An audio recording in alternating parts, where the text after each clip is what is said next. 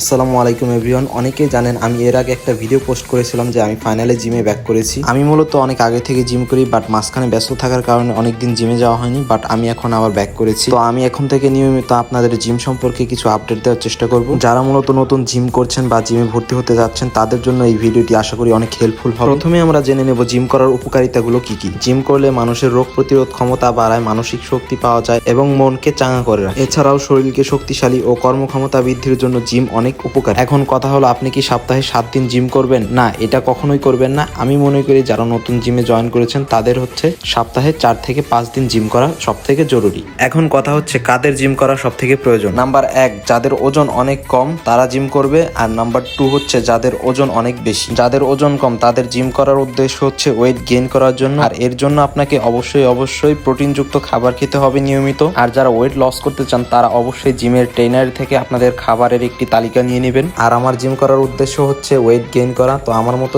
যে weight gain করতে যাচ্ছেন তারা আজই জিমে ভর্তি হয়ে যান। অনেকেই মনে করে ভাইয়া কতদিন জিম করতে হবে? আসলে জিমের ওই রকম নির্দিষ্ট কোনো টাইম নেই যে এতদিন জিম করতে হবে। নিজেকে ফিট রাখতে হলে আপনাকে প্রতিদিন নিয়মিত জিম করে যেতেই হবে। আর শুধু জিম করলেই হবে না, আপনাকে মাথায় রাখতে হবে আপনাকে প্রতিদিন প্রোটিনযুক্ত খাবার খেতে হবে। তো আজকের ভিডিওটি এই পর্যন্তই। সবাই ভালো থাকবেন, সুস্থ থাকবেন। দেখা হচ্ছে পরের কোনো ভিডিওতে। আর কমেন্টে আপনার মতামত জানাতে ভুলবেন না।